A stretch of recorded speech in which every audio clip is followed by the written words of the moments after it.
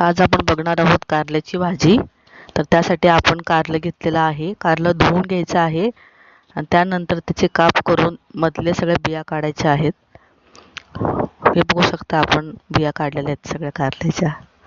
नंतर त्यामध्ये थोडंसं पाणी घेऊन कढईमध्ये ठेवायचं आहे आणि पाणी थोडंसं गरम करून कारले थोडेसे शिजवून घ्यायचे आहेत आणि त्यामध्ये थोडंसं मीठ टाकायचं, म्हणजे त्यामुळे कडवटपणा जो आहे तो कारल्याचा निघून जाईल.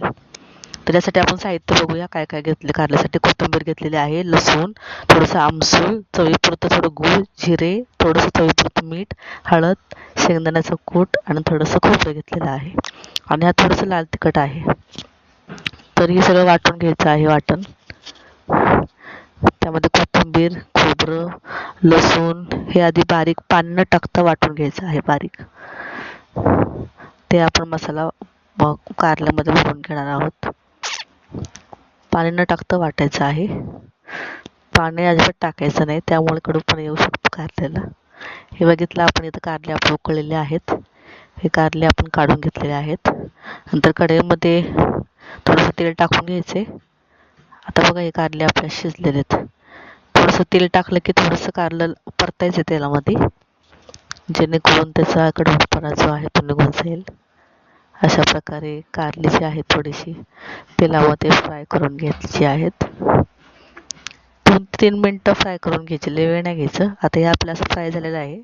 तर आपण जो आपला हा कांदा, खोबरं, लसूण, कोथिंबीर, जो आपला मसाला आहे, दाण्याचं कूट, लाल तिखट, हळद, मीठ, थोडंसं गूळ चवीपुरतं, हे सगळं एकत्र मिक्स करून घ्यायचं. चांगलं मिक्स केल्यानंतर हा मसाला आपण कारल्यामध्ये भरणार आहोत. थोडंसं आमसूल पण आहे ते चवीसाठी. आता हे बघा आपण अशा प्रकारे भरून घेतलेलं आहे आणि हे जिरं जे आहे ते फोडणीसाठी ठेवलेलं आहे आपण. तर कढई घ्यायची, त्यामध्ये थोडंसं 1 पळीभर तेल टाकून घ्यायचे. तेल थोडंसं जास्त टाकायचे कारण आपल्याला कारली फ्राय करायची आहेत. तर हे आपण तेल ओतलेलं आहे. नंतर त्याच्यामध्ये जे आपण मसाला भरला कारल्यामध्ये ते कारले तेलामध्ये टाकून घ्यायचे. थोडंसं जिरं फोडणीसाठी टाकायचे. हे जिरं आहे ते आपण टाकलेलं आहे तेलामध्ये. जिरं चांगलं तडतडून द्यायचे. तेल आपलं तापलेलं आहे आणि जिरे पण तडतडत आहेत. हे पहा, असं करूया आपण. आता ही कारली जी आहे ती एक एक ठेवायची आहेत तेलामध्ये. कारलं सगळ्या बाजूने फ्राय करायचं आपल्याला, त्यामुळं सारखं त्याला हलवत राहायचे चारी बाजूने. हे अशी आपली कारली घेतलेली आहेत आणि हा जो मसाला आहे तो वरून टाकून द्यायचा कारल्याच्या बाजूने, तोही चांगला परतला जाईल. तर हे आपण असं टाकून घेतलेलं आहे.